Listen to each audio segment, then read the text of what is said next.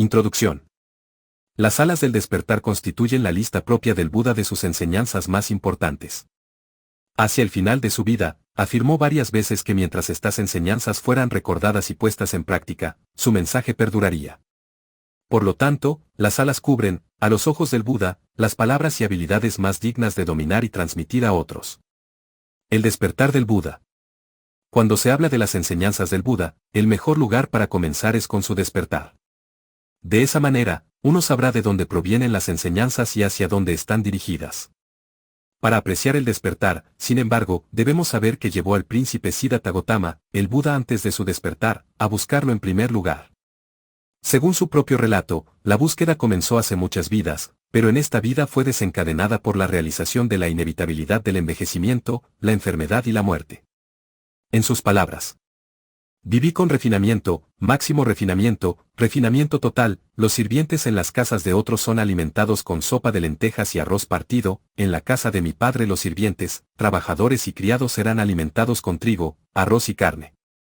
Aunque estaba dotado de tal fortuna, tal refinamiento total, se me ocurrió el pensamiento, cuando una persona común, sin instrucción, sujeta al envejecimiento, no más allá del envejecimiento, ve a otra que está envejecida, se horroriza, se humilla y se disgusta, olvidándose de sí misma que también está sujeta al envejecimiento, no más allá del envejecimiento.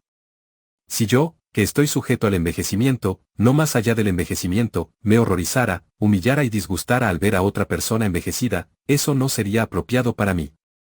Al darme cuenta de esto, la intoxicación típica de la juventud con la juventud se desvaneció por completo.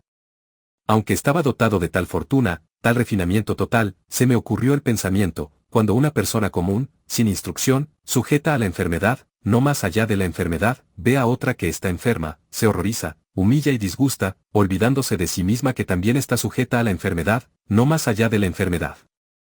Y si yo, que estoy sujeto a la enfermedad, no más allá de la enfermedad, me horrorizara, humillara y disgustara al ver a otra persona enferma, eso no sería apropiado para mí. Al darme cuenta de esto, la intoxicación de la persona sana con la salud se desvaneció por completo. Aunque estaba dotado de tal fortuna, tal refinamiento total, se me ocurrió el pensamiento, cuando una persona común, sin instrucción, sujeta a la muerte, no más allá de la muerte, ve a otra que está muerta, se horroriza, humilla y disgusta, olvidándose de sí misma que también está sujeta a la muerte, no más allá de la muerte. Y si yo, que estoy sujeto a la muerte, no más allá del envejecimiento, me horrorizara, humillara y disgustara al ver a otra persona muerta, eso no sería apropiado para mí.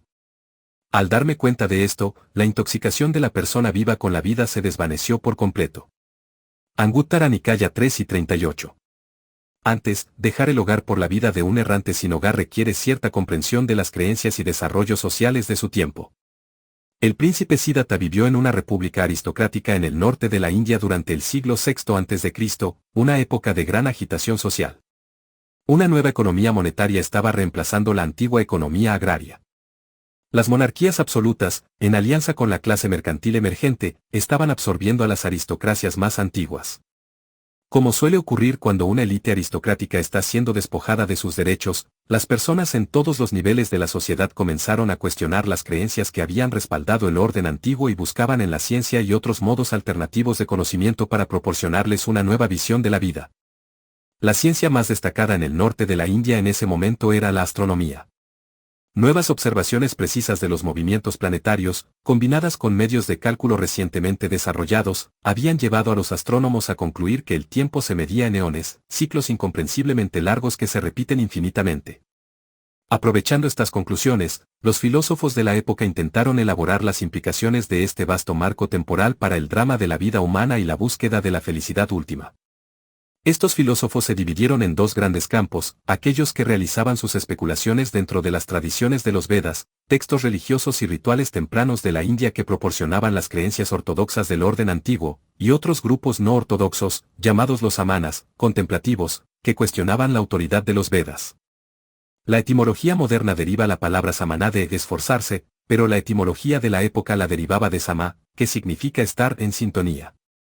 Los filósofos samana intentaban encontrar un modo de vida y pensamiento que estuviera en sintonía, no con las convenciones sociales, sino con las leyes de la naturaleza tal como podían contemplarse directamente a través de la observación científica, la experiencia personal, la razón, La acción humana jugaba un papel causal en la provisión de la felicidad futura tanto en esta vida como más allá. Sin embargo, las opiniones sobre cómo funcionaba este principio causal diferían de escuela a escuela. Para algunos vedistas, la única acción efectiva era el ritual. Los jainistas, una escuela samaná, enseñaban que toda acción caía bajo leyes causales lineales y deterministas y formaba un vínculo con el ciclo recurrente. La experiencia presente, decían, provenía de acciones pasadas, las acciones presentes darían forma a la experiencia futura. Esta causalidad lineal también era materialista, la acción física creaba asabas, efluentes, sustancias pegajosas en el alma que la mantenían unida al ciclo. Según ellos, la única escapatoria del ciclo yacía en una vida de no violencia e inacción, culminando en un suicidio lento por inanición, que quemaría los asabas, liberando así el alma. Algunos Upanishads, textos especulativos posteriores a los Vedas, expresaban la causalidad como un proceso puramente físico, moralmente neutro de evolución. Otros afirmaban que las leyes morales eran intrínsecas a la naturaleza de la causalidad, en lugar de ser meras convenciones sociales, y que la moralidad de una acción determinaba cómo afectaba el curso futuro de uno en el ciclo de renacimiento. Sin embargo, no se sabe si estos últimos textos fueron compuestos antes o después de que el Buda enseñara esta visión. En cualquier caso, todos los pensadores prebudistas que aceptaban el principio de causalidad, sin importar cómo lo expresaran, lo veían como un proceso puramente lineal. Por otro lado, los Lokayatás insistían en que ningún principio causal actuaba entre eventos, y que todos los eventos eran espontáneos y autocausados. Esto significaba que las acciones no tenían consecuencias, y uno podía ignorar con seguridad las reglas morales en la búsqueda del placer sensual. Una rama de otra escuela samaná, los Ajivakas, insistía en que la causalidad era ilusoria. Las únicas cosas verdaderamente existentes, decían, eran las sustancias inmutables que formaban los bloques de construcción del universo, como inconstantes, estresantes y no yo, abandonó su identificación con ellos. Esto causó que se disolvieran, y lo que quedó fue la inmortalidad, Amata Dhamma, más allá de las dimensiones del tiempo y el espacio. Esta fue la felicidad que había estado buscando. En un pasaje del Canon Pali, el Buda señaló que lo que había llegado a comprender en el curso de su despertar podía compararse con las hojas de un bosque entero, lo que enseñó a otros fue como un mero puñado de hojas. Esta última parte comprendía los puntos esenciales para ayudar a otros a alcanzar el despertar por sí mismos. La parte que había retenido habría sido inútil para ese propósito. Así, cuando discutimos el despertar del Buda, debemos tener en cuenta que solo conocemos una pequeña fracción del evento total. Sin embargo, la fracción que conocemos está diseñada para ayudar en nuestro propio despertar. Esa es la parte en la que nos enfocaremos aquí, manteniendo constantemente en mente el propósito del Buda para enseñarla. Cuando el Buda analizó más tarde el proceso del despertar, afirmó que consistía en dos tipos de conocimiento. Primero está el conocimiento de la regularidad del Dhamma, después de lo cual está el conocimiento del desligamiento. Samyutta Nikaya 12:70. La regularidad del Dhamma, aquí, denota el principio causal que subyace a toda experiencia fabricada, sankata, es decir, experiencia compuesta por condiciones e influencias causales. Conocer este principio significa dominarlo, uno no solo puede rastrear el curso de los procesos causales, sino también escapar de ellos disolviéndolos hábilmente.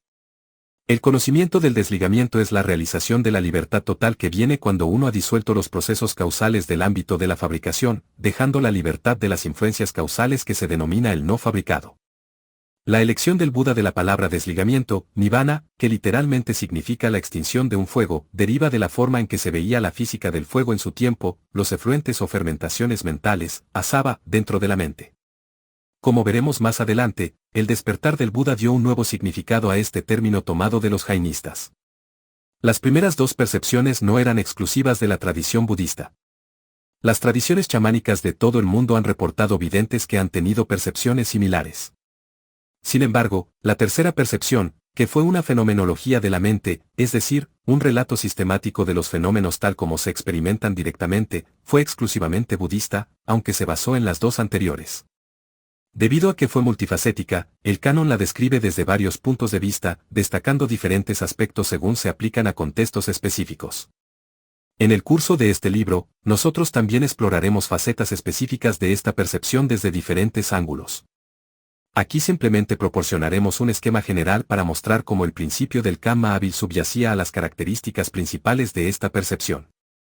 La realización del Bodhisattva en su segunda percepción de que el karma determina cómo les va a los seres en el ciclo de renacimiento lo llevó a enfocarse en la cuestión del karma en su tercera percepción.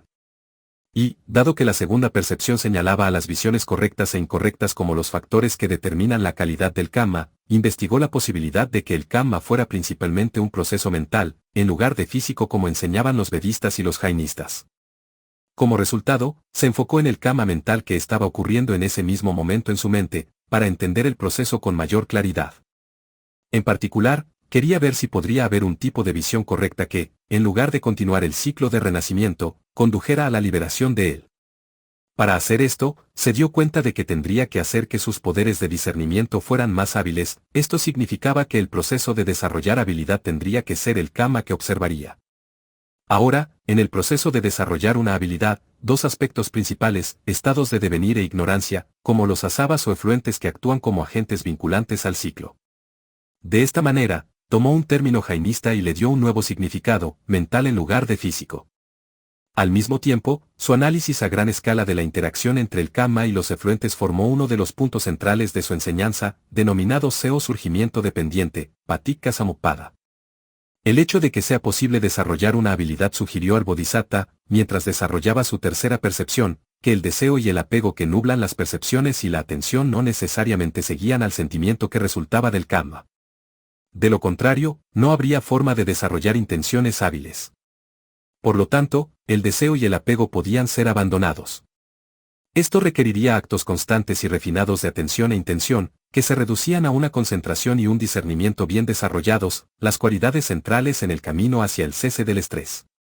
La concentración dio al discernimiento el enfoque y la solidez necesarios para ver con claridad, mientras que el discernimiento siguió el patrón doble que la atención debe desempeñar en el desarrollo de cualquier habilidad, sensibilidad al contexto del acto, formado por factores preexistentes provenientes del pasado, junto con sensibilidad al acto mismo, formado por intenciones presentes.